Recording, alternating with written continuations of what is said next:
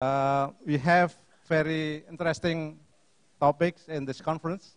Public administration in managing global megatrends. And today we have the three distinguished speakers. The first one is Professor Sofian Effendi. Is from the Indonesian Civil Service Commission, and is also an emeritus professor of Gajah Mada University. And the second presenter is Mr. Tan Tiang Hong Roger. He is now Assistant CEO as Civil Service College in Singapore. College in Singapore. And the third presenter is Professor Eko Prasajo.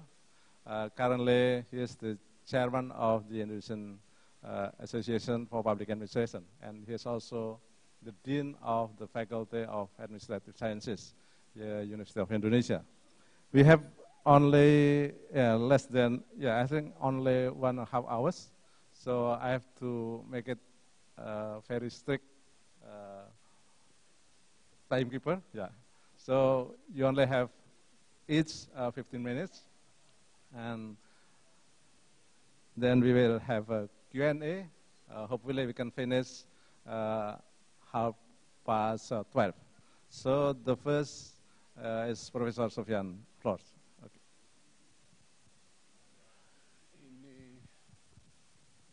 Thank you, Professor Agus. He is my colleague at the Department of Public Administration. Oh, no, it's the Department of Public Policy at Gajah Mada University. So part of my body is at the university, and the other part is at the Civil Service Commission of this country, and I'm a colleague of Pak Eko. So probably what we are going to talk today about building dynamic public governance for Indonesia will be about the same, and I'm sure because I'm the first speaker, I have some advantage and speak whatever earlier, and Professor Eko will continue whatever I left in my presentation. And at EROPA conference in 2017 in Seoul, when we discussed about the enhancing the capacity of public administration in performance of sustainable human development, my friend, who is now a Minister of Personnel Management at the present government of South Korea, Professor, introduced the new concept about the need for public administration to develop a new paradigm, the paradigm of open public governance, in order to respond to the pressing need for the SDG goals. And now, a year after that meeting, we again are experiencing a very fast change in our environment, which is the megatrend of the global megatrend. Because since the Seoul meeting, the wave of megatrend of 21st century is already started and shatter our economy of the countries, and not only economy but also the culture and the public administration, the politics, and social relation in our countries. We feel it very much in Indonesia, and this is make us aware that the very limited and conventional public administration can no longer address the challenges that we are experiencing right now, very fast. Now, this is I try to delve into these ideas, and then we'll make my presentation very short. At least I want to talk about how the Indonesian, how Indonesia government is preparing the Indonesian public service for facing the global mega trends of 21st century. And secondly, I'm going to touch upon the conventional, what is the weaknesses, the deficiency in the conventional bureaucracy reform that Indonesia government has been doing in the last 5 years. And then after that, I'm try to expound on some new option, new ideas, new paradigm on dynamic public governance, and then some concluding notes. To give you some idea about, to give you some idea about Indonesia, we are talking about this Indonesia, which is a country with a population of 63 million now. It's, I think about 8 to 10 times of the Singapore size of the Singapore, and then with geographic archipelago of 17,000 islands. Bali is one, and there are 17,000 islands in Indonesia, mostly uninhabited. Only 300 is inhabited. So Singapore can rent a lot of islands from Indonesia if you need larger areas for your country. And then the economic growth is still moderate, 5%, but the government is trying very hard to raise the growth rate to 6 to 7 years, but the last 5 years, they stick on these 5 years. Of course, if you compare with other countries, it's quite good growth, but not very high to enable Indonesia to break through the middle income trap. We need 6-7% growth rate to do that. And the government is a very decentralized democratic government, and the economic status is lower middle income country. And we expect within 15 years, we will go into the upper middle income countries, and before 2035, we will at least join the high middle income countries. That's the profile of the country. And with that, the government for the last 10 years has tried to improve or to enhance the public service through a partial bureaucracy reform, and which result in moderate kind of a growth for the country. And next. Here is some of the result of the very more or less the very limited in scope of the bureaucracy reform. The performance of the bureaucracy reform has been measured in Indonesia in terms of the bureaucracy reform index of Indonesia, which on the average, of course at the national level, at the ministerial and statutory organization level, has reached a very high level of success, about 90% success out of 100. That's quite high. But if you look at the provincial level, Indonesia is comprised of 34 provinces and more than 500 local government.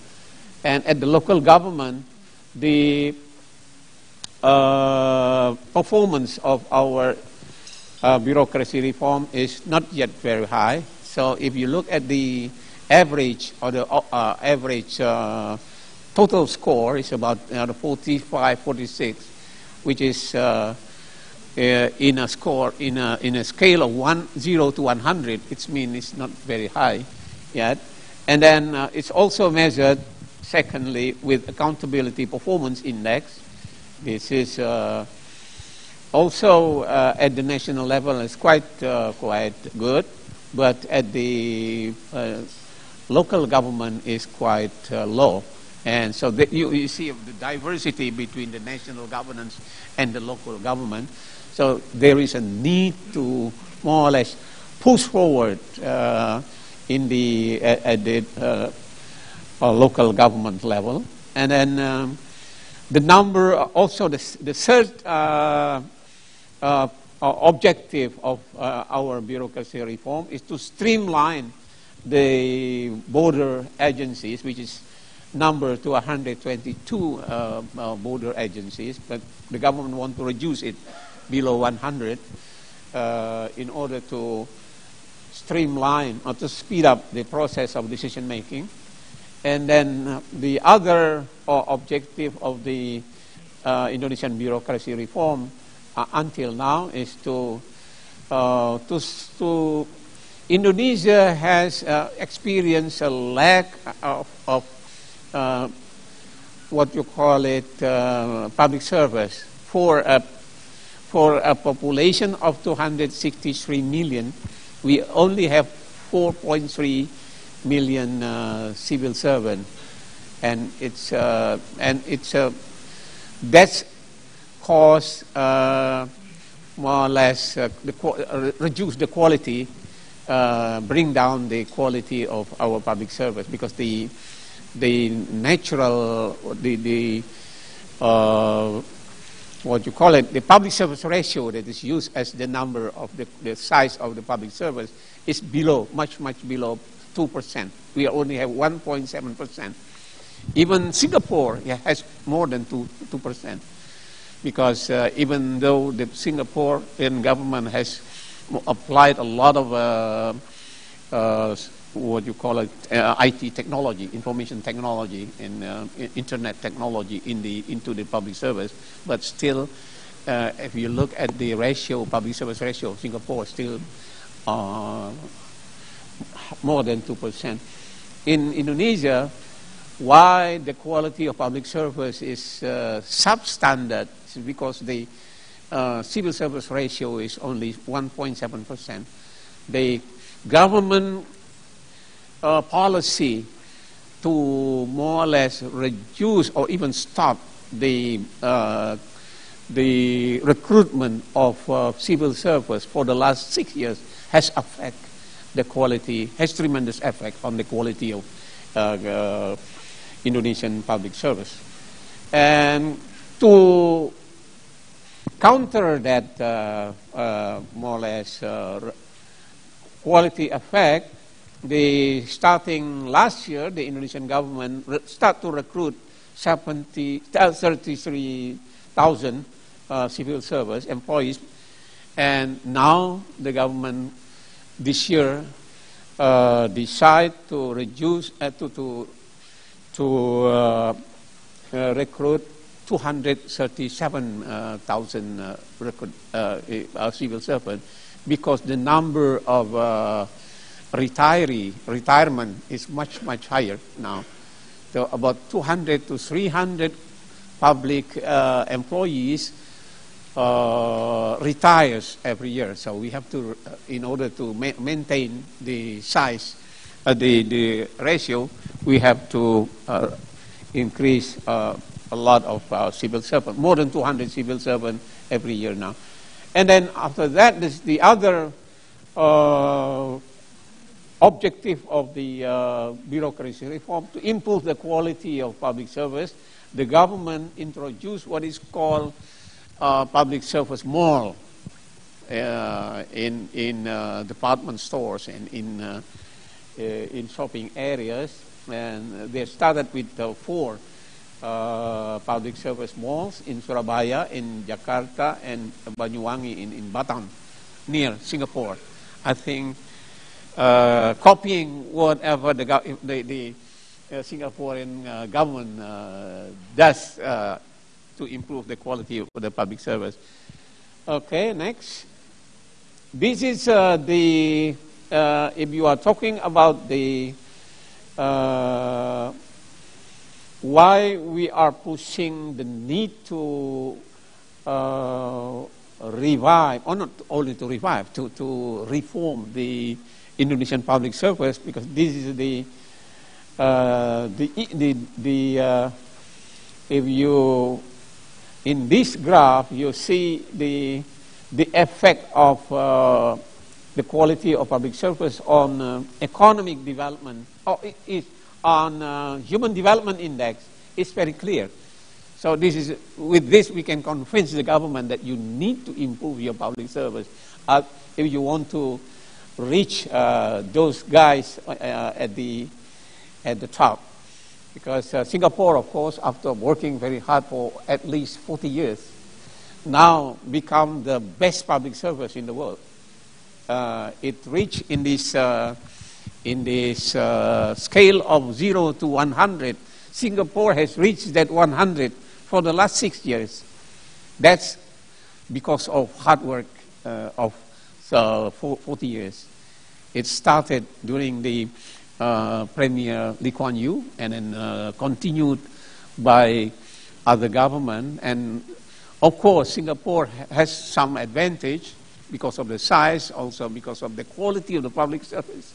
It's one of the best in this region, and they recruited the best graduate of top universities from all over the world, and also they give them a very competitive salaries, what you call it, remunerations, and also because of the very stable government for the last 40, 50 years. That's has an effect on this, the improvement, tremendous improvement in the quality of public service of Singapore. And if you compare, that's, of course, we cannot reach, I think, there is no way Indonesia can reach that Singapore level, but at least we can reach the South Korea, because South Korea is got their independence about 2 days before we got our independence. And then we got our independence at the same year, and then you work harder than Indonesia. Now you already reached that level.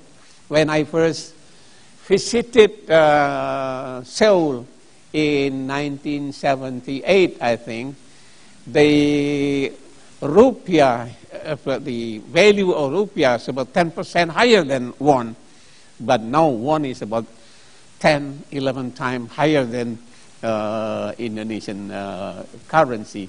So that's another proof of. So this is only to prove that if any government in this region want to have to improve their human development status, or want to improve their economic status, you need to improve your public service. That's what I try to show in this graph. Okay, next. That's HDI, and also the economic development also. If you measure from the GNP per capita, you got the same thing, the same evidence that any government need to develop their public service in order to become a rich country. Okay, next, high-income countries. Okay, this is what we have come up with our bureaucracy reform measured in national competitiveness. After 3 years of the government of President Jokowi, who just visited Korea about last week, I think, we have a increase of five steps in our competitiveness index. We increased by 19 steps in the what ease of doing business index, but we went down in the corruption perception index, even though the Indonesian government are very active in what you call it corruption eradication, but you still see that the effect of that anti-corruption campaign is not very successful yet. And this is the fourth is very important for the public service. This is the effect of public service. How good is the effect of public service in Indonesia? In the last 3 years, we improved by 23 ladders. That's a very high hike in our public service quality increase. But with that increase, we haven't reached what Malaysia or Thailand or moreover the South Korea has achieved in the last. Don't compare to our closest neighbor, Singapore. Singapore is 100. So we have to, I think, got advice from our colleague from the Civil Service College of Singapore, how to train your civil service to be to reach that level. Okay, next. And now, to correct the sluggish performance of our public service after successive administration of 5 presidents, time has come for Indonesia to seriously develop a more comprehensive public governance reform beyond the conventional bureaucracy, beyond the conventional public administration, traditional public administration. Public administration is only deal with the executive branch, but we need much more than that.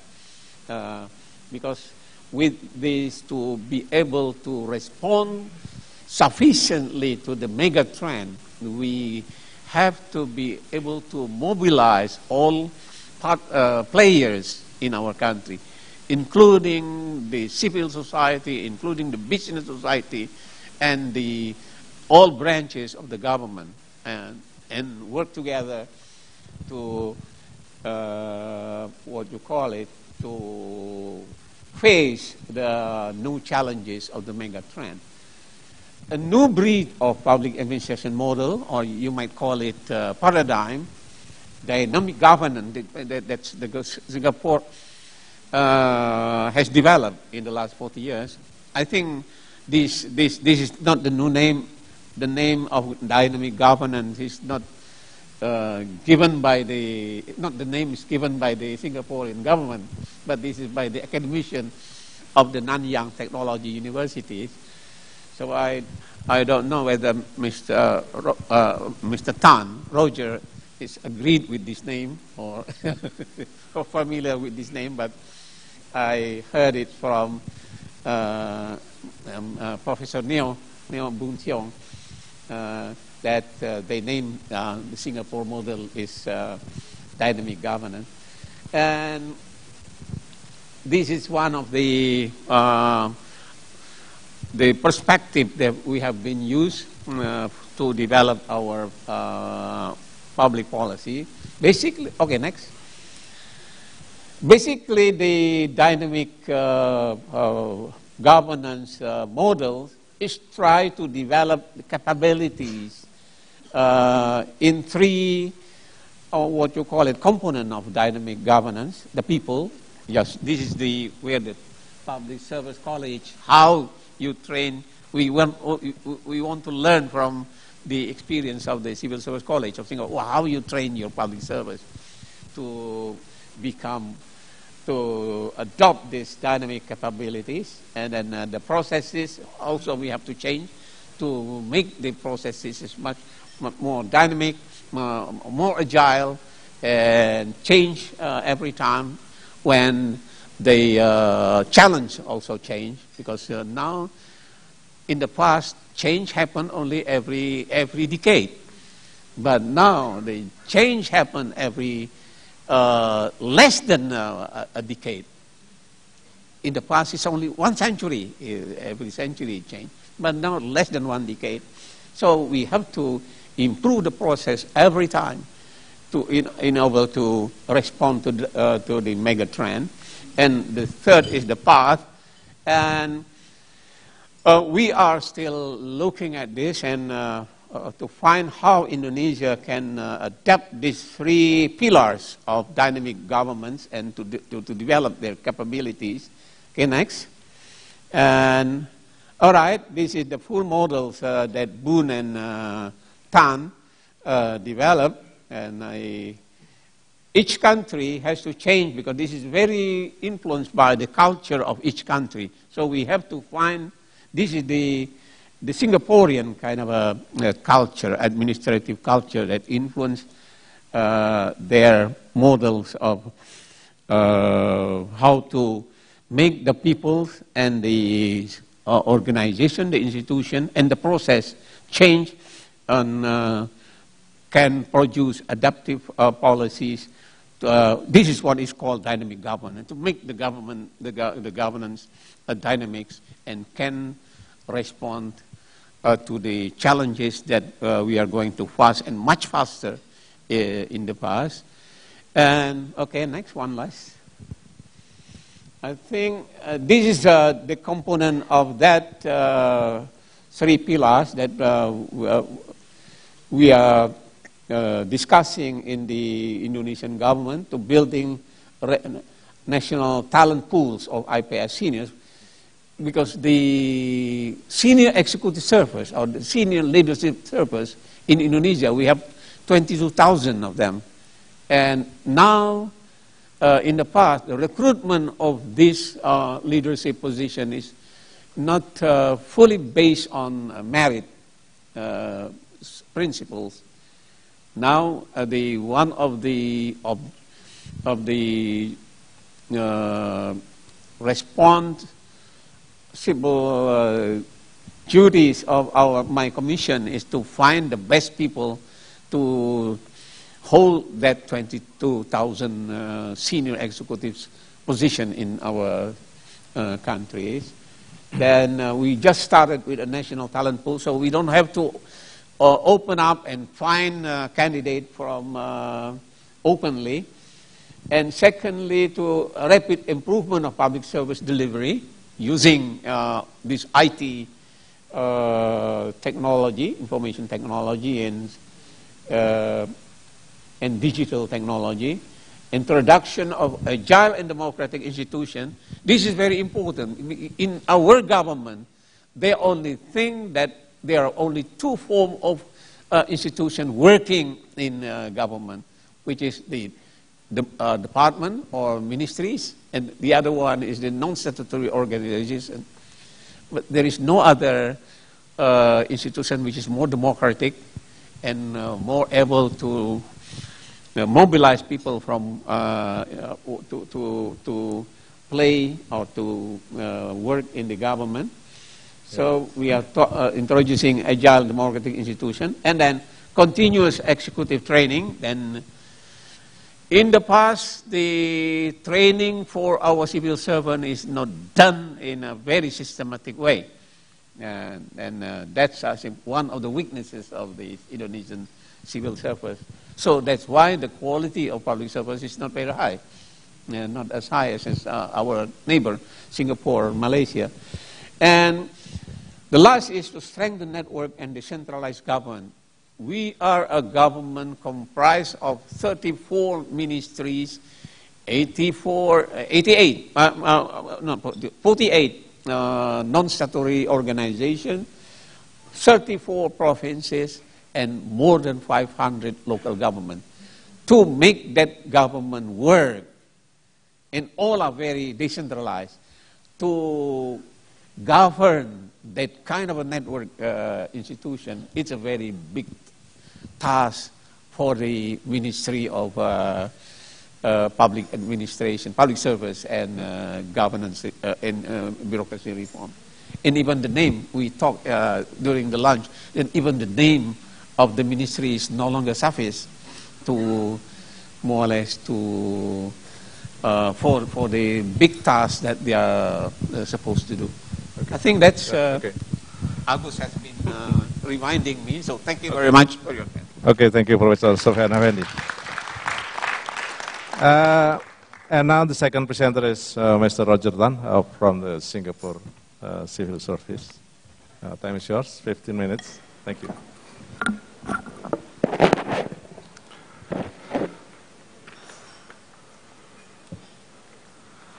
Selamat pagi, Your Excellencies, friends and colleagues, ladies and gentlemen, a very good morning to all. Thank you very much for inviting me to share our experiences from Singapore. I'm very humbled by all the kind words that Pak Effendi has spoken about Singapore.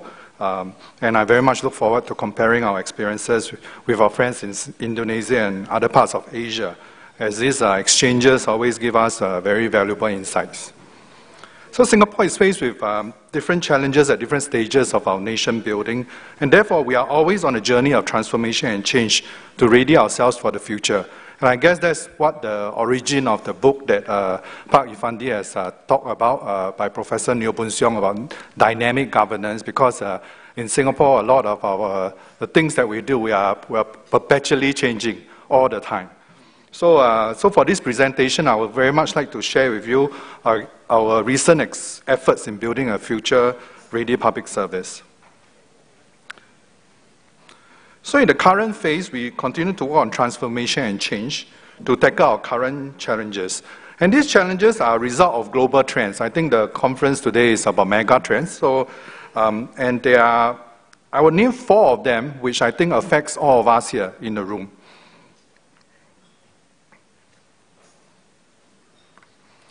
So the first trend is really a loss of trust in political systems, political leaders, institutions, and experts. We see this trend sweeping through the many Western countries and to some extent in Asia as well. Trend number 2, the advancement of technology. The advancement of technology has created many amazing resources which literally put all the information we need at our fingertips. You know, the handphone that you have is a very, very powerful computer that we all have today. And this 4th industrial revolution will be a challenge for many countries. Already new technologies like robotics and AI, artificial intelligence, are changing the way we live, we work, and we play. And these changes are also affecting and reshaping the world economy and disrupting many jobs. Trend number 3, the expectations of our citizens. The expectations of our citizens in this digital era are very different from the past. Today, our citizens are all very well connected. They buy things, they buy commodities, services online from suppliers from all around the world. Today, in Indonesia, I can easily go onto Amazon and buy from America, from China, from everywhere. And for our citizens, therefore, their expectation today is that we must behave like private organizations. They expect our government services to be likewise efficient and immediate, and speed matters to them. The last trend that I'll talk about is really the way public service institutions are. Public service institutions, by nature, are built for stability. We are not built for rapid change. And our public officers in general are all struggling with new demands for new skills. Our public agencies are also struggling to cope with the need for organizational flexibility and responsiveness, where work processes can adjust quickly and teams can form very rapidly to tackle emerging issues. And these are things that public organizations are not good at doing traditionally. So I put the elephants here. You might ask why. Because these elephants are like all the mega trends, all the global trends that I've just described to you. And they are scary, you can't avoid them. So some of you may ask, what's so different about all these things that are happening now? You know, all along in the last 40 years, 50 years, we have many different industrial revolutions, right? But I guess what is the most different for this current industrial revolution is really a convergence of many things all at one time. And all these things are now affecting us, and they are making the future looks very, very different from what is it now.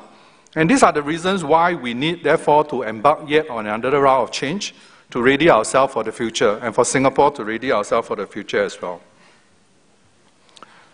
I'll focus my presentation around the 3 key themes of our transformation today. Internally, we even have a logo for it. You'll see it on the screen, Public Sector Transformation. We call it PST in short in Singapore. This is a code word for us to say that, to remind us of the need for change and change quickly. And the 3 key thrusts of our transformation is really 1, retaining and sustaining public trust. 2, going digital, leveraging technology. And 3, building new competencies of public officers and more agile organizations.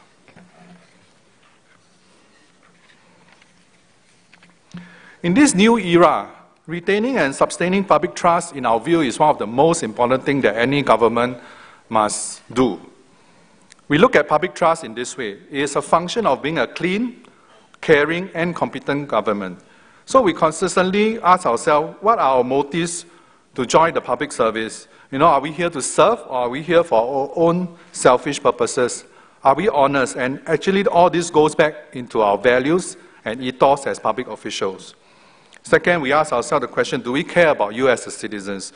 Do we listen to you? Do we understand and empathize with your problems? And number 3, are we as a government competent to solve your problems and deliver results for you? So for today's discussion, let me focus on how we build connections with our citizens so that they believe that we are a public service that shares the same priorities and values as them, listens to them, and involves them in decision-making and delivery of services. The first example that I'd like to share is internally in Singapore, we call it the Singapore Conversation, SG Conversation. This first exercise was started about 5 years ago. And through this very large-scale consultation, we actually have reached out to 47,000 citizens over 600 sessions. And we spent a total of 1,645 hours using a total of 7 different languages to engage all our citizens. So just how Pak Ifandi said, we work hard, and yes, we do work quite hard. And through this exercise, 5 years ago that we started, we have gathered many valuable feedback that had led to a number of key policy changes in Singapore in the recent years. One of these was a stronger safety net for healthcare financing, so that citizens had a greater assurance that their healthcare costs will be affordable and accessible. Next, allow me to do a short commercial break, because I think a lot of our friends who have heard about Singapore Conversation were also all wondering, what exactly are you talking about? What is Singapore Conversation? Yes, I also want to preface that, yes, Singapore is a very, very tiny country, and therefore a lot of the things that we can do may not apply in big countries like Indonesia or China or South Korea.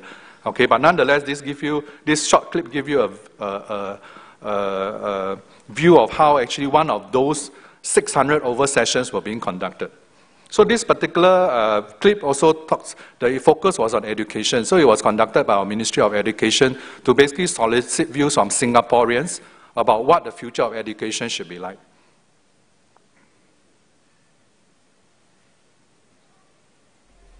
Can the control help me to...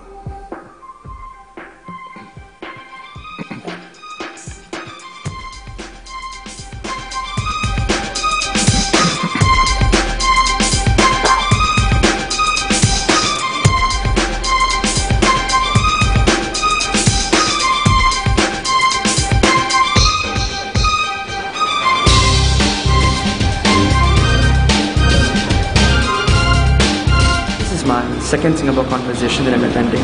I attended my first in December, and I found it really fascinating to meet Singaporeans from a diverse range of backgrounds, sharing their perspectives on issues that we face. Right? And I thought it's going to be interesting to attend a session specifically on education issues, because I just finished formal schooling and I'm in national service, and I thought it'd be great to listen to their perspectives. So that's why I came down. I have a social political blog, so I write online about education in particular, so I thought it'd be a good idea in particular to talk about education and specifically and the issues in terms of examination stress, pressure, and whether to do away with certain national examinations. So I thought it'd be a good opportunity to meet with, I think, different Singaporeans and to hear their views and perspectives as well. I think there are a lot of parents out there who have similar views as mine, but not everybody wants to speak up, or someone don't know which avenue. So I thought this was a great avenue for one of us to come here and give our frank opinion. You'll recognize that this person here is our current finance minister, but previously he was holding the portfolio of Minister of Education. Future generations, that the education system for them will be much better. So basically, I was very curious in how the whole Singapore conversation would be carried out, and I'm very interested in the topics that it's being covered today. And of course, I believe that every individual can make some changes, no matter how big or small. I think it matters.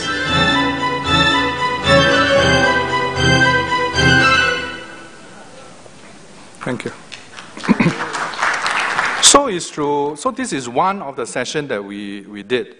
And for that particular Singapore Conversation exercise, we actually conducted more than 600 of such sessions over many, many topics. And you will also realize that actually even our politicians are involved. Our ministers, the minister helming each ministry, they are personally involved in many of these conversations as well. And so this is a way where, as a government, we try to connect with the citizens and get real-time feedback from them. So these dialogues continue in various forms. So in 2016, we conducted another round of interview. We call it SG Secure Singapore, SG Future Singapore for the next 50 years. In fact, last year we conducted yet another conversation called PS Future, which is about public service in the future, how it will look like. This is a second example that I'd like to share with you. It's called Citizens Jewelry. This is a mechanism to enable deepen and to enable participatory governance so that our citizens can participate in real policy making and co-create the future of Singapore with the government. So this particular pilot was carried out by our Ministry of Health. So in this particular exercise, we involved about 76 citizens who came forward to participate, and over 2 months, they discussed about how to tackle diabetes, which is a national issue for us. Okay, diabetes. I believe in many countries, especially more developed countries, diabetes is also a big healthcare problem. And over the 2 months, they developed many community-based solutions for government to consider. And the report were out, I think, earlier part of this year. And I'm glad to report that actually many of these solutions have been adopted by the government to be implemented. The second trend, second theme, second thrust that I would like to just spoke briefly about is really about going digital and leveraging on technology. And to do this is really to meet our citizens' expectations for efficiency and convenience, with our government benchmarking our services to the best-in-class services around the world. At the national level, at the country level, the Singapore government has launched a Smart Nation program that harnesses technology to make an impact on our citizens and society in various areas such as transport, healthcare, productivity, aging, etc. So one example that I'd like to just share with you about how we have used technology in the public service to transform our operational processes is in the deployment of chatbots. Okay, so chatbots today are quite common. In Singapore, the first chatbot that we have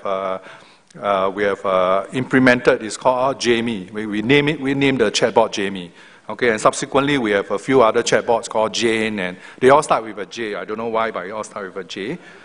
This particular chatbot, the first generation of chatbot that we have implemented a few years ago, has helped to replace some human efforts to man our call center. So every day we have many citizens calling into different parts of the government, asking questions, asking a lot of things. So we have used chatbot to take over some of this volume of calls. So for example, one of our ministry, the Ministry of Social and Family Affairs, in its first year of implementation, in adopting the chatbot, has cut down the call volumes by 38%.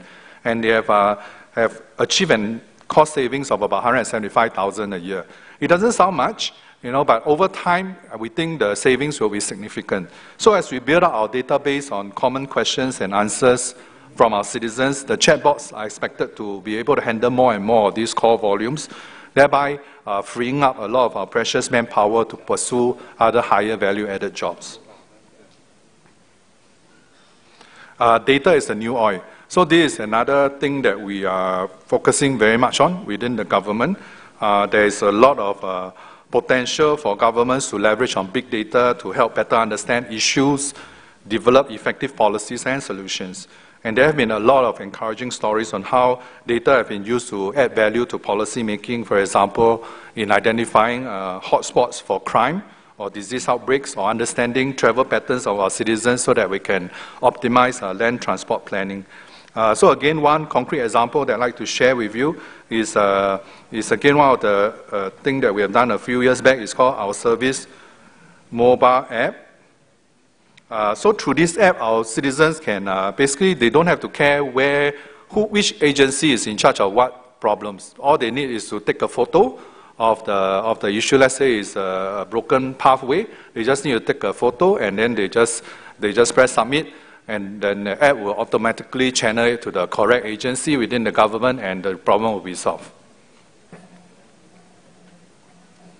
Okay, I will skip this. No need to play this video. I'll skip this in the interest of time. So I think this is something, going digital is really not something unique to Singapore. A lot of South Korean, I think, is a leading example in this area.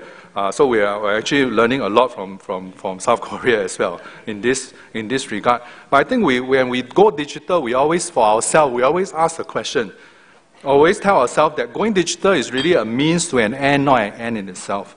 So we always try to think through the purpose of a service, when not to go digital, when to go digital. And really our core thinking is that we don't want to go digital everywhere. We go digital only where it's useful, because at the end of the day, a human face and a human touch will still matter to the citizens. Okay, the third and last area that I want to just cover today briefly, is really about building a whole new public service. I think Pak Ifandi talked about that at great length. But today, really, a lot of the competencies of our generation are all outdated. Okay, and we really, really need to learn new skills in order to transform our business in the government. And using different things like chatbots, robots, online services, social media, etc. So all this will require our public officers to learn new skills. So in this particular regard, in Singapore Public Service, we are working on building up the digital literacy of our public officers as in areas of digital literacy and data analytics. And we have publicly committed to train some 10,000 public officers in data science over the next 3 years. We are quite on target. We are at the end of our 1.5 years. We are on target to meet that. And we are also committed to equip all 145,000 of our public officers with basic digital literacy skills by 2023. The other aspects is really about in science and technology. Okay, so with rapid advances in knowledge, we also need stronger specialist capabilities in our agencies. So an example of this is engineering. So for example, we have been very focused in orchestrating a faster and a more deliberate build-up of engineering capabilities in many of our public agencies by looking at their salaries, their career path, their development plans, and also establishing various centers of excellence for engineering for the public service. So all those things that I've just described are actually the easy things to do. You know, providing training is quite easy. You know, you set yourself a target, you find enough people to help you to train, you will get it done. But actually, culture, we think, is actually the linchpin to all this. It's the key factor. That at the end of the day, you can buy technology, you can buy hardware, but if your culture do not change, nothing is going to change. So we have placed a lot of emphasis also on fostering a culture of innovation, of willingness to try out new ideas and new ways of working. So in fact, we have been, we have even adopted many technology startups, their lingo. So one of these mantras that have gained considerable attraction is that we now use this as a rallying call for public service, to think big, start small, and act fast. Okay, so we can't afford to be slowly taking a decade to change. Today, even taking weeks to change is already too long. So the last slide that I would like to just cover is really that that in all this culture building, actually all this disruption that we are facing to our workflow, to the way the organization work, are creating a lot of tensions, a lot of anxiety within the system. Many of our officers find it very anxious, very unsettling about all these changes, which are all common. Today, if you look at yourself, I think apart from the young people in the crowd here who are very tech savvy, the rest of us who are above maybe 40 or 50 years old, you may find that you are not so comfortable with technology. But today, technology is a very, very important part of our work. So in doing all this upgrading of skills and changes in work processes, we have emphasized quite a lot on communication at all levels. We get our agency leaders, our head of civil service, our politicians, our union leaders to all chip in to help to communicate the message of change, to help our public officers to accept that they must learn new skills and accept organization change. And the key message is really that their organization will support them to learn and adapt. But it takes two hands to clap. So they must also learn how to learn to pick up new skills and be willing to try out new things. Okay, so really with that, I think I conclude my presentation. I look forward to the Q&A where we can share more exchanges. Thank you.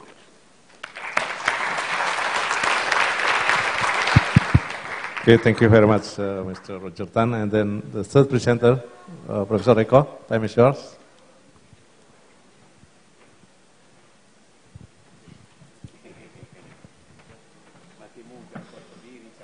Yeah. Distinguished speakers and participants of EROPA Conference 2018, because I'm still young, I will standing. Ladies and gentlemen, this is the benefit for the third speakers, because everything has been mentioned and explained by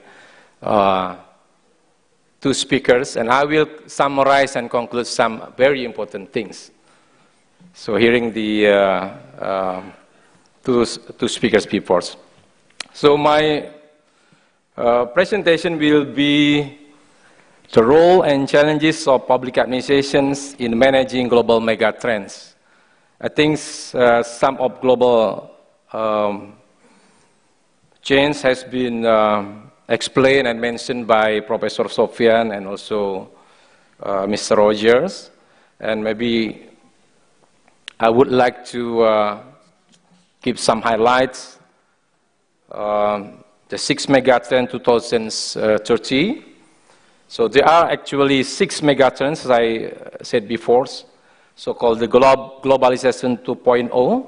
So shifting the economic growth from west to east. So the ASEAN countries will be playing a very important role in the economic developments. I think EROPA should give some lesson learned to prepare the ASEAN's role on the globalization 2.0. The second one is the digital era. So this is characterized by so-called people always ons.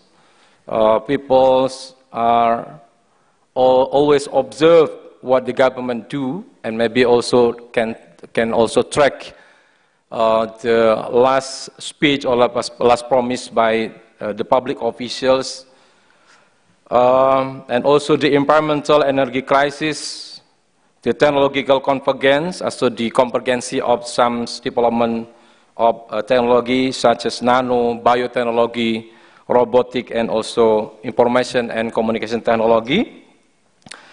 But also the mega trends will be characterized by demographic change, and this is what we call aging populations, and also the strengthening the individualism and also pluralisms, the enhance of higher economy society in 2030.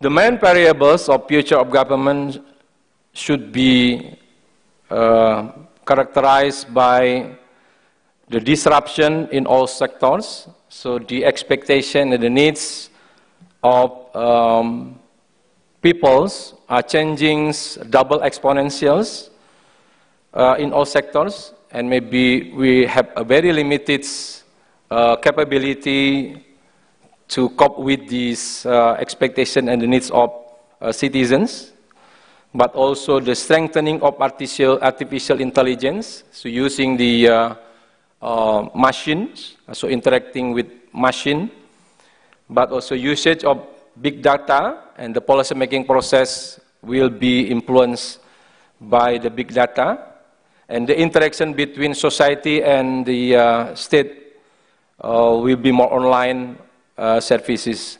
And this is what we call it the fast transformation of citizens' needs in the governments. I think there are three fundamental changes in the futures. One is the comprehensive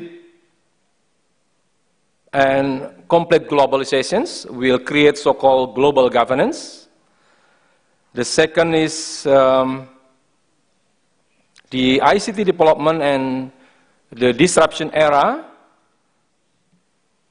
What happened actually? This is so-called digital governance. So the remote governance. And the third is what happened actually? Knowledge creation or knowledge-based governance. This is the three fundamental changes in the futures. Global governance, digital governance, and knowledge-based governance. So we learn from the developed countries in ASEAN, like Japan, South Korea, China, and also maybe Singapore. There are three main priority development programs in the developments. First is the education and human development is very important. And the second is administrative reform and institutional reforms. Professor Sofian mentioned about the importance of administrative reform and institutional reform for every country. And the third is the infrastructure developments. So I will explain more on the administrative reform and institutional reform to face the 6 global megatrends that I have explained before. There are some changes of governance pattern in the new public governance. So from hierarchical to flatter and participatory. So we see that the Singaporeans civil servants are pushed to have more governance on the based on the participatory public services. I think we experienced in Indonesia for a long time so-called the participatory public services, yeah, and from authoritarian to inclusive leaderships, from centralized to decentralized governance, from government self-funded to partnerships with the private sector and also the community, from the silo-based to more collaborative governance, from process to outcome, and also from manual to IT-based and shared data governance. So in this screen, you can see that the changing in global governance should be from single actor to multi-actors, from fragmented to interconnected governance, from centralized to decentralized, from static to dynamics, from authority-based governance to knowledge-based governance, also facilitating knowledge to civil servants, from state-based or state-oriented public services to society-based or community-based public services, from local to global or international, from manual to digital, and from public to more private. The second part of my presentation will be the challenges of public administration in facing global megatrends. I think there are 4 challenges of the new public governance. One is the progress on democracy and market, strengthening the open governments, decentralization and open market competitions. So in ASEAN, Southeast Asian countries, we launch and implement the Asian Economic Community. So ICT progress and lifestyle will enhance the personal computing, internet, mobile phones, cloud computing, and enhancing of social networking.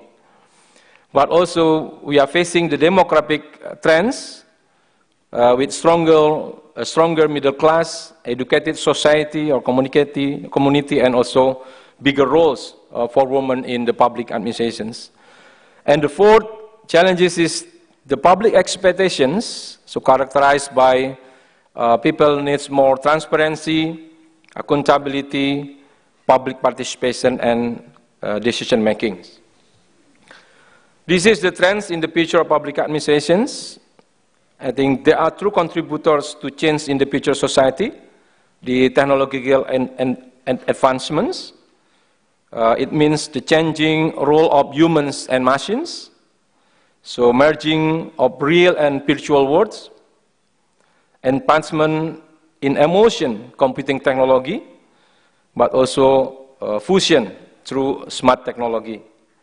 In the socio-economic environments, we are facing the rise of elderly and female manpower, society that focus on the quality of life, the advancement of high value-added knowledge intensive industry, increased movement of population between countries, and migration of multiculturalism, but also climate change and energy crisis. Yeah, I think this technological advancement and changes to public administrations will be also change the role of data, yeah, characterized by collapse of traditional boundaries, changes in the capabilities role of machines, but also demand for change in the role of humans. I think this is some changes in the socio-economic environments, the demographic structure with an aging society and women's greater involvement in the social activities, social values, a climate that emphasizes the quality of life will prevail. As a result, the balance between economic activities and leisure is expected to shift. The industrial environments, the development of high value-added knowledge-based services will allow for further industrial growth with soft economy or softening the economy. The international relations by the expansion of cross-border migrations and multiculturalisms, and also the natural environments by climate change and the crisis are expected to persist. This is some data we can see here in the Asia-Pacific Governance Index. So from 2006 until 2016, so 10 years, we can see that actually there are no high progress on the governance indicators from this index. You can see that the government effectiveness in East Asia and also Pacific is still the same in 2006 until 2016. So maybe we can ask the questions whether the indicator using by the Worldwide Governance Index is wrong, or maybe we address the wrong solution for the reforms. So we can see only the control of corruptions index are getting better from 2006 and 2016. This is 2018 Electronic Government Development Index.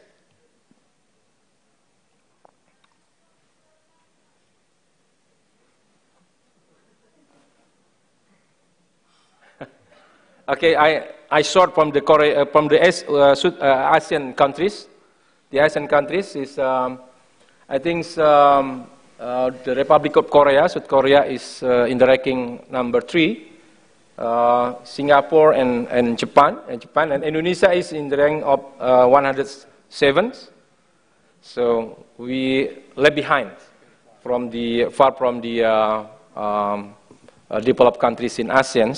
We are trying to run, but still left behind. I think, okay.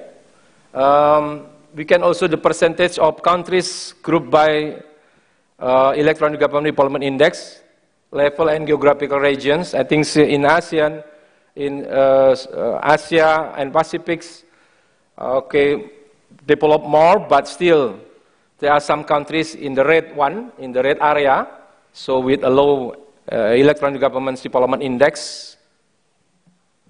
This is the individual using of the internet.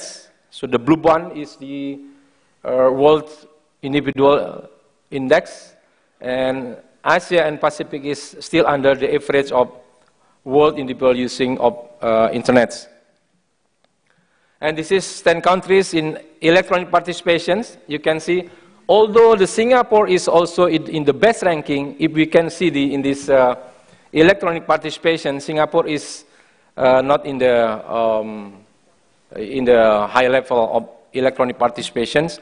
And I think the Singaporean government try to have more participatory public services by giving the community and citizen in the policy making process.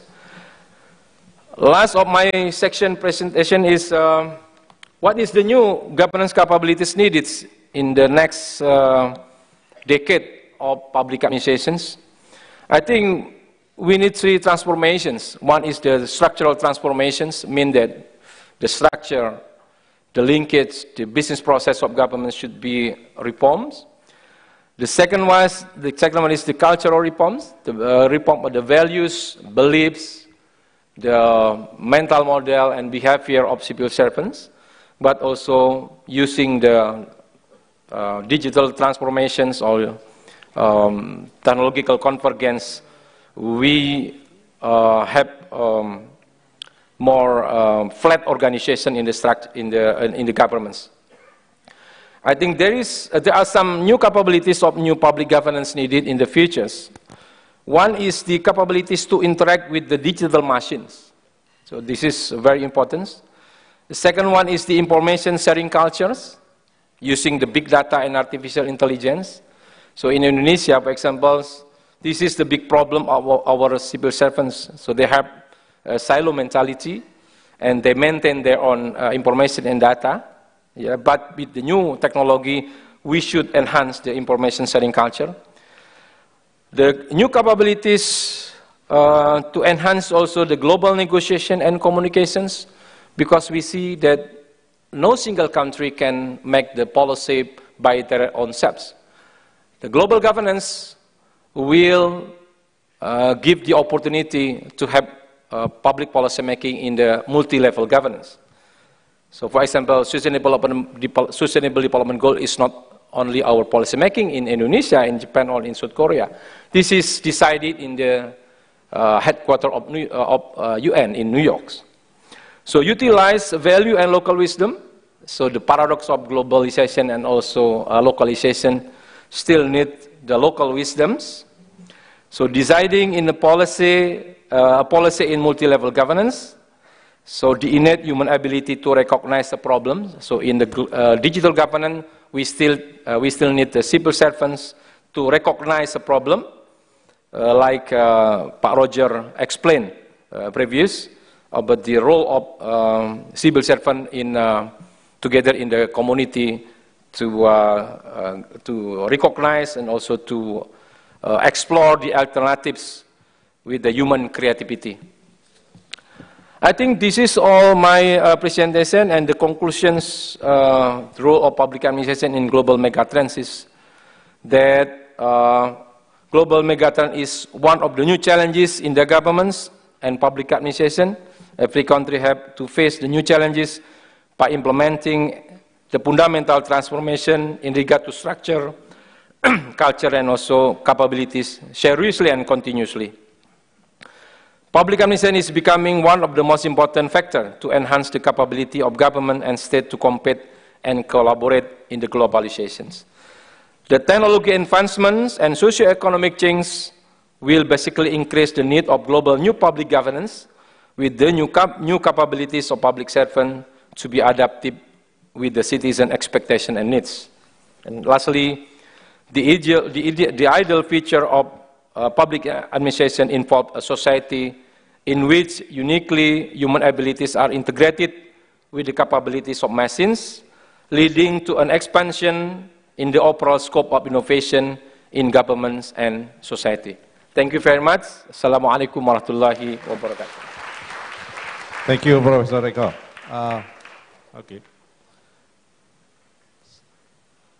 As we heard that all speakers already identified the new megatrends, and of course, then our competencies, especially in the civil service, have been relevant anymore, no longer relevant. That's why then we have to update our competencies. And so what should the PA respond to these changes? And now we have around 20 minutes for discussion. We will invite only 4 people to raise your question, and just less than 2 minutes for each question. Yeah.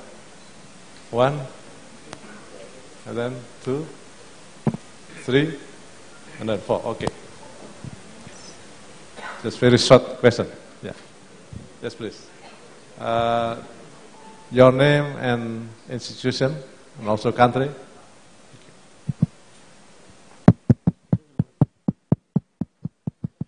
Check, check. Check, check. Yeah. Well, thank you very much to this wonderful opportunity. My name is Janisius Peter from Songyungan University in Seoul, Korea.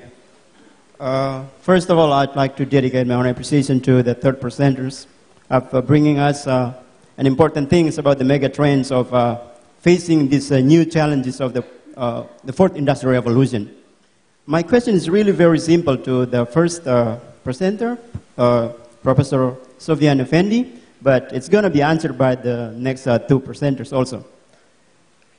Looking back at making Indonesia 4.0, what I consider is that we are going to see some kinds of challenges, not only a part of the opportunity itself. The main thing is that how far Indonesia has been working a lot to see 4.0. And then in which step or which phase Indonesia has been. Like you have been on a 2.0, 3.0, and then now you are ready to come to 4.0. That's a big question because it's like a stepping stone to come to 4.0. But we have to be ready to look back at our demographic backgrounds, socio-cultural backgrounds, and economic backgrounds. Because looking back at the Indonesia itself, it's not simple. I cannot say that it is complicated, but it is dynamic because we come from diverse backgrounds, from Sabang to Merauke.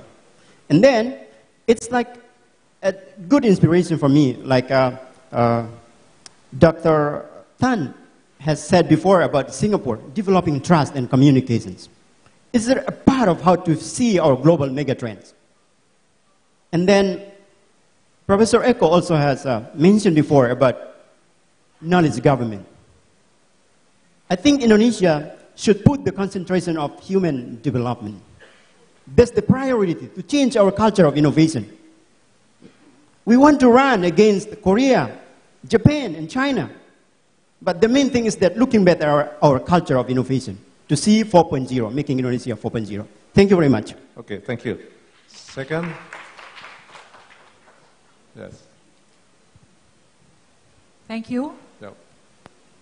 I am Antoinette Velasco Aliones with the Philippine Career Executive Service. At the outset, I'd like to commend the first 3 speakers in the plenary. That was quite an insightful and informative session, so thank you all to the 3 gentlemen. My only lament is that there's no woman speaker in the first plenary session. And I have a question to Mr. Roger Tan Chang Hong of the Civil Service College.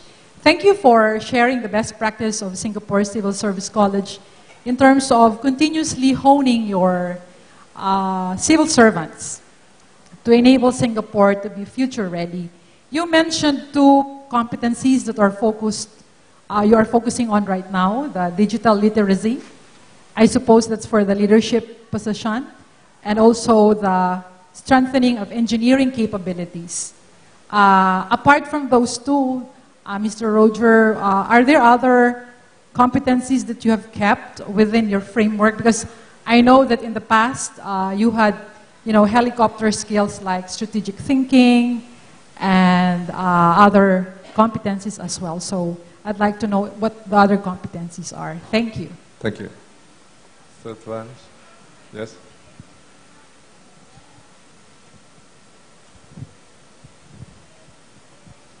Thank you very much. Hartian Silawati from Transformasi GIZ in cooperation with Ministry of Administrative Reform and Bureaucracy Reform.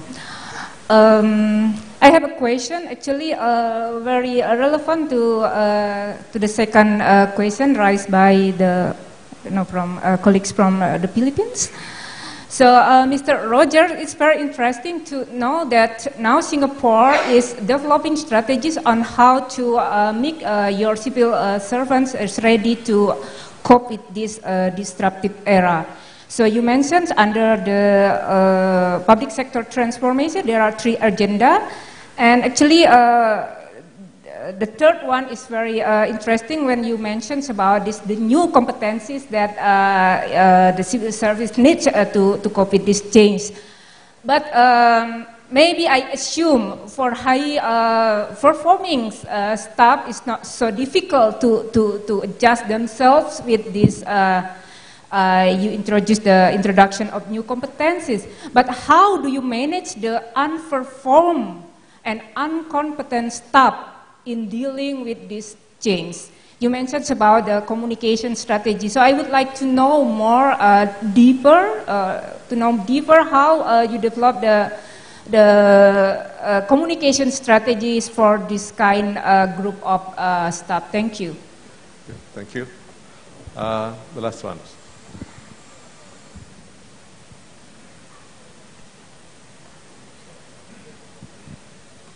Thank you. My name is Ferianto from Human Resources Development Agency, West Java Province. My simple question to Mr. Roger from Singapore. Just now you said that the future public services, one action that's human touch. So we want to know what your government do to realize that in human touch. I think that's my question. Thank you. Okay, thank you very much. Just let me give this opportunity for the presenters. It's 4 minutes maximum. Okay, I'm interested with the very first question from my colleague from Timor-Leste, about, mana dia? NTT, I say NTT. Close to Timor-Leste. Yeah, he's talking about how prepare Indonesia for the industry 4.0.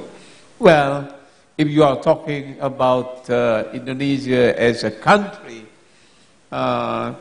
then not all parts of our countries are ready for Industry 4.0, and because there is a very big diversity in Indonesia, physically, economically, culturally, and that's inhibit the more or less our preparation to face the challenge as well as the opportunity we have with this Industry 4.0. But contrary to this very pessimistic discussion in most Indonesian papers, Indonesia is well prepared in some industry in this Industry 4.0. We have export more than 1 million cars every year now. We have export 8 million motorcycles every year now. And we are export our trains and ship. That's in that. Now we are ready to develop airplane industries. And now if you are looking from that sector of our economy, we are well advanced in this 4.0. But what is lagging is three things. First is we are lagging in infrastructure to speed up the development of our economy. Secondly, we are lagging in manpower, skilled manpower, to more or less to develop a much faster industrialization of our economy. And the third one is the quality of our public service, which is much lagging behind the need of our country. So if we can develop enough policymakers, enough senior policymakers in our government with well-trained and with the agility and with this dynamicity which is required to properly address to the problem of megatrend, then we are better off, I think. That's the more optimistic can look at this change rather than pessimistic. So no worry, friends. We have to push our friend and choose the right guys to become the Minister of Administrative Reform to lead us. Because, you know, the problem with us, our public service and our bureaucracy reform is experiencing a very turbulent time. Could you imagine within less than 5 years, we have 3 Ministers of Administrative Reform, you know? And then Pa Azwar said within 9 years, we have 5 Minister of Administrative Reform. How you can expect that you have the stability, enough stability in our public service to more or less to guide.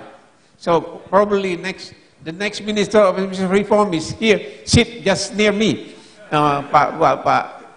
He used to be the deputy Vice Minister in the past, so you are qualified to become my candidate for the next, and you have a model already.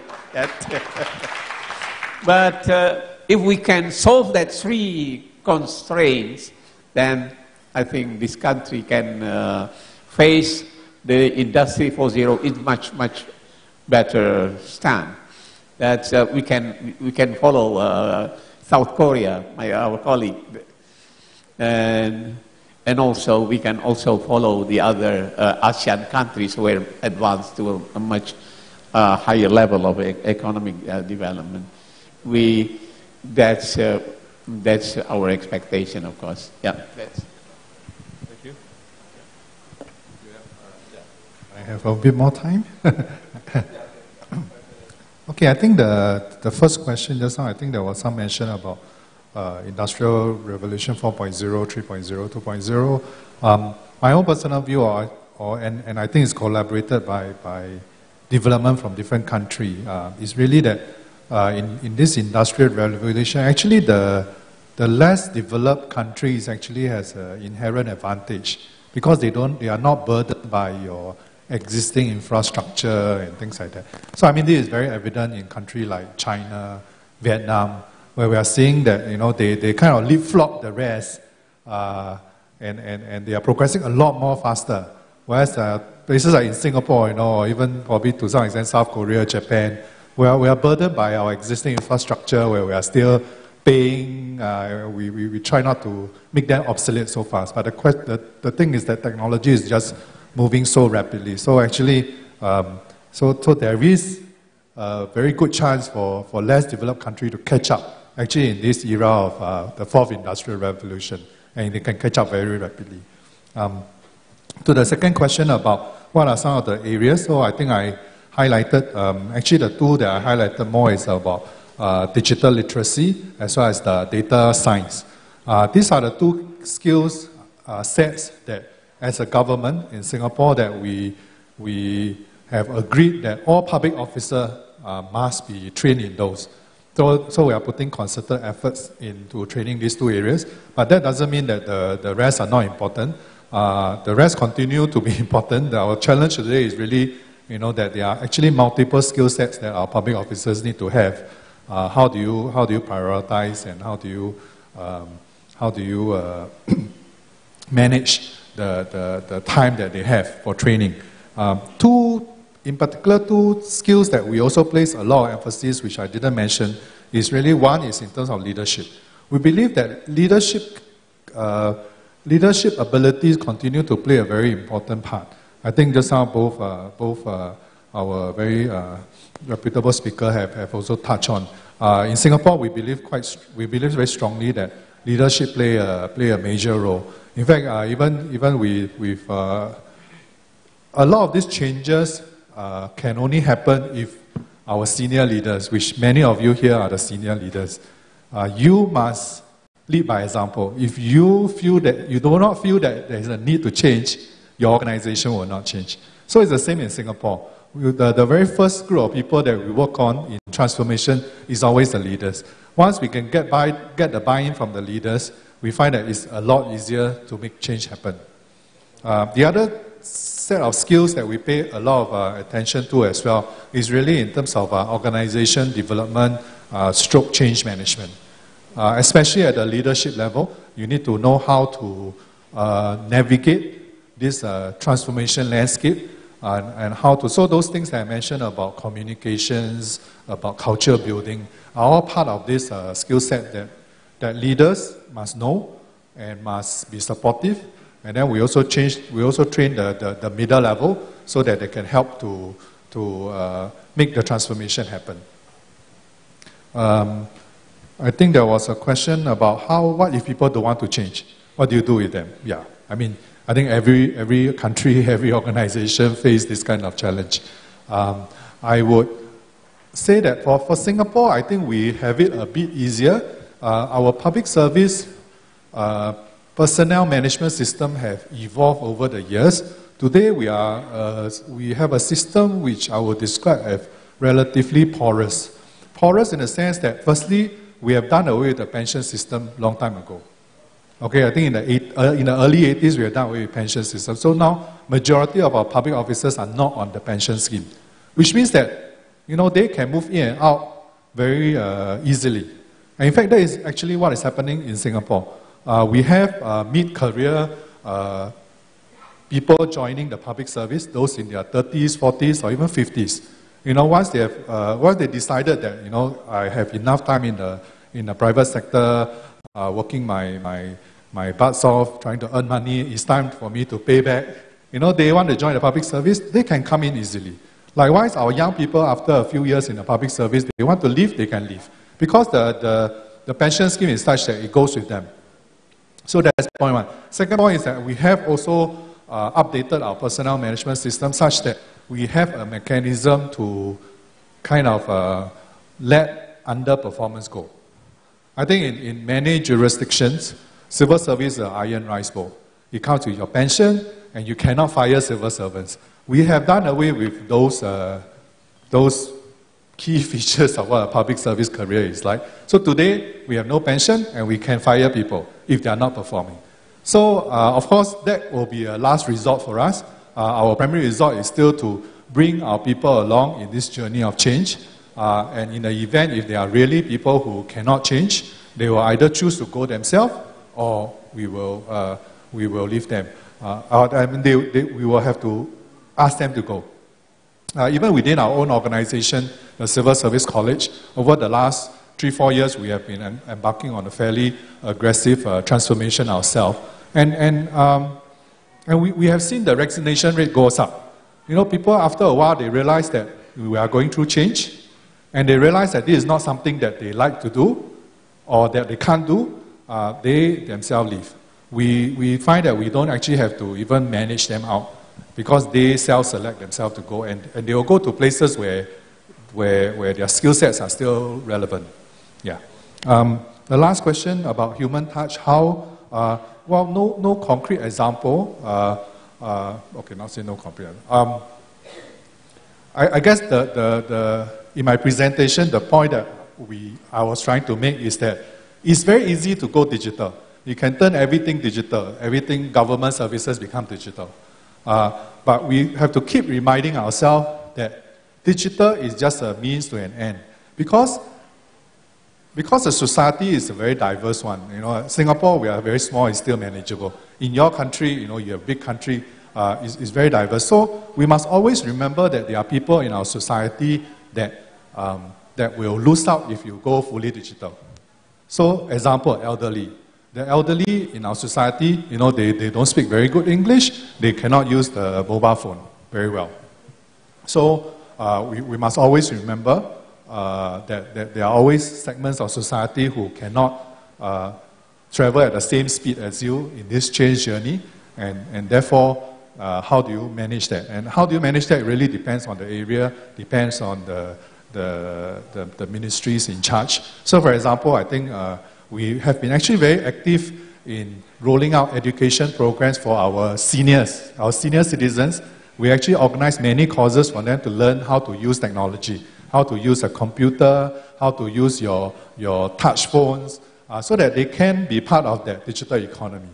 Yeah, so I think it's just a belief that we hold, and a reminder for ourselves as public officials that as we turn our government into a digital government, that we must always remember not to leave anybody behind in the society. Otherwise, the society will start to have social divides and it will start to disintegrate if you are not careful. Yeah. Thank you, Professor Reka. Yeah. Thank you. I would like to add some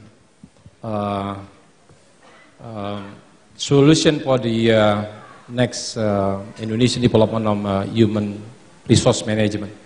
I think the problem of Indonesian system is the political interference to the bureaucracy. This is the main problem of our systems. But we're starting in 2011 and in 2012, introducing 4 big civil service reforms.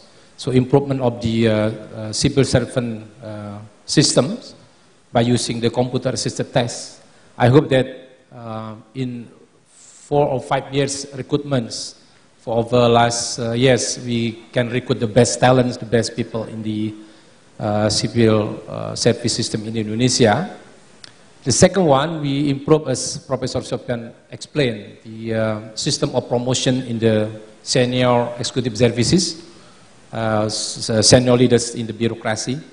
Now we have the best candidate, the young, the competent senior leaders in the bureaucracy, and we hope that they can make a policy, public policy making in the better way. But also we try to connect between the performance management and the compensation system, so performance-based salary systems. With these 4 reforms, recruitment, promotion system, performance management system, and also the compensation system, we hope that we could improve the quality of civil service, and we have more competent people in the Indonesian civil service.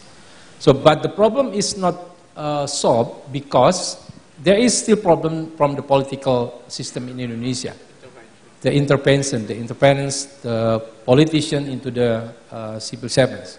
So, this case may be not occur in the Singaporean civil service, but in Indonesian with various political system, political party, and also decentralized governments, we have a very fragmented structure in the politics. So this is the most challenging problem in Indonesian's future public service.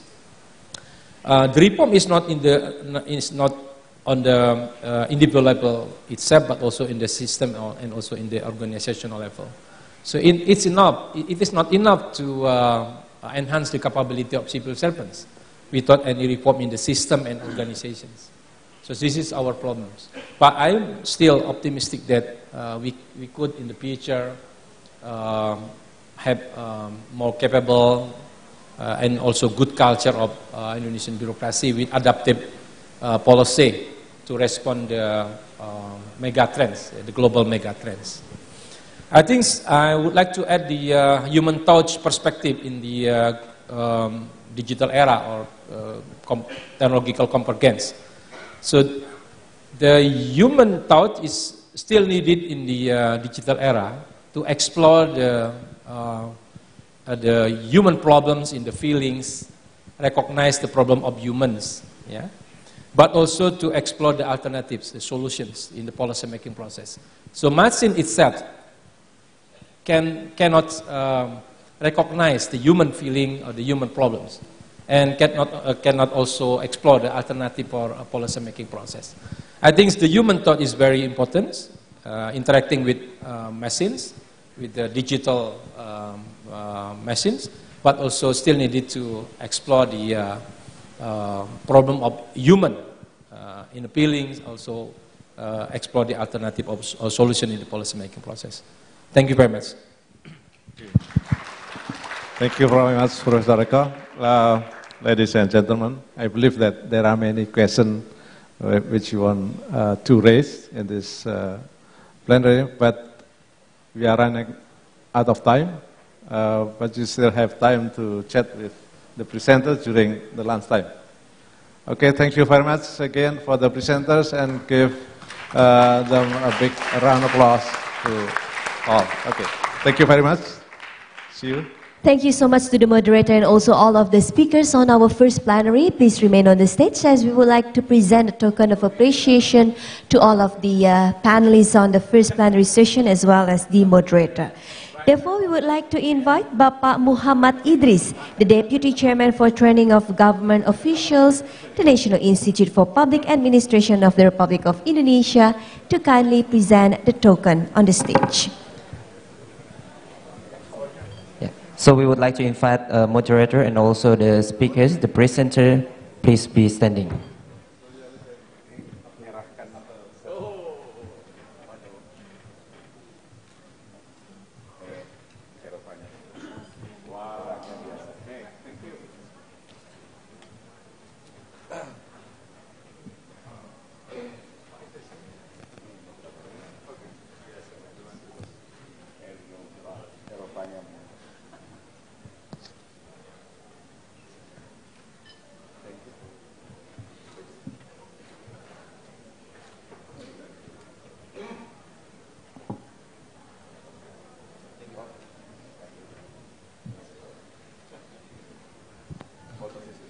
Please have a photo session for a while in front of the table.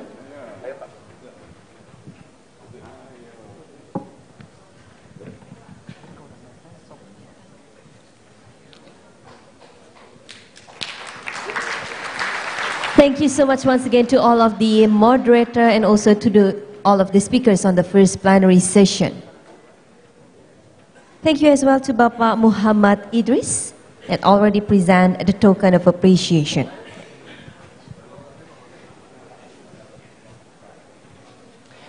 Ladies and gentlemen, that was conference plenary, and now we move to the break lunch, right? Yes, that's right. So before we continue to the breakout session, ladies and gentlemen, we will have a break for about an hour. Yeah.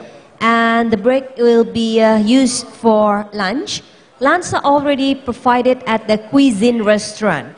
Yep. Cuisine Restaurant is located at the first floor, and it is the same restaurant where you enjoy the breakfast this morning at Sofitel, Nusa Dua, Bali. And we also would like to inform you for the lunch, yeah, you can start from 30 past 12 until 30 past 2 p.m. local time. However, we only have 1 hour for lunch break. Therefore, please gather at each respected room to start the breakout session, because the breakout session will start sharply at 1:30 p.m. local time.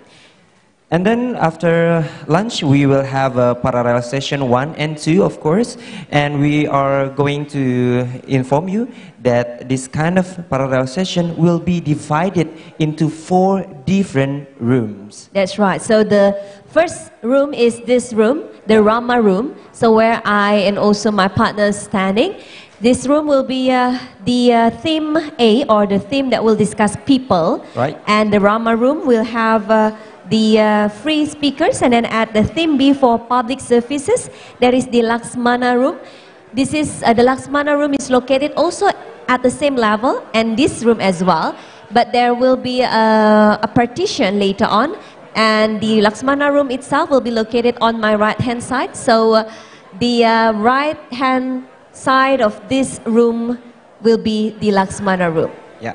And we also have the other room, that is Gamelan room. Yes, that's right. The place where we have a photo session this morning. So that's it's Gamelan room. near the retreat garden. Right. And the theme that will be discussed on Gamelan rooms are institution and ethics. Okay. Right. So we have theme C, institution at Gamelan room A, and ethics at Gamelan room B.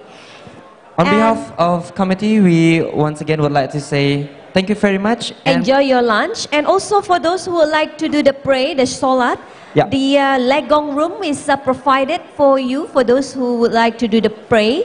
And the legong room itself is located near this ballroom. So once you proceed outside from this ballroom, through the foyer area, you can just go to your left-hand side, and there will be signage to proceed to the legong room, the place where we would provide the mushola to proceed the salat. Yeah, once again, please enjoy your lunch and see you at 1 p.m. local time for the parallel session 1. That's right. Ladies and gentlemen, please don't forget to bring all of your belongings, as we will use 4 different rooms for the parallel session. So once again, please remember and remind yourself with your own personal belongings.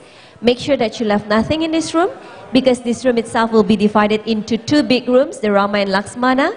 And Rama. Yes, that's right, Rama and Laksmana. And then we will have another 2 rooms as the parallel session. They are the Gamelan room. Thank you, and see you at the lunch.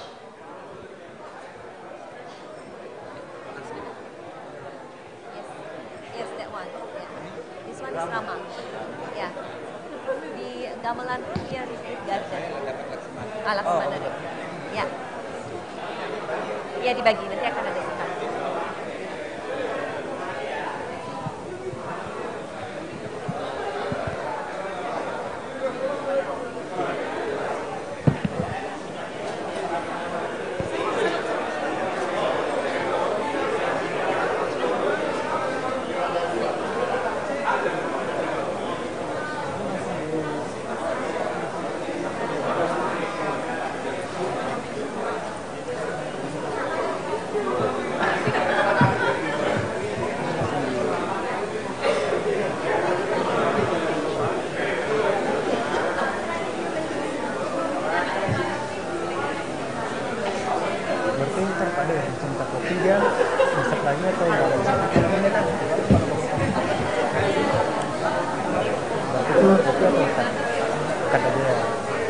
Biar maksudnya biar yang hari ini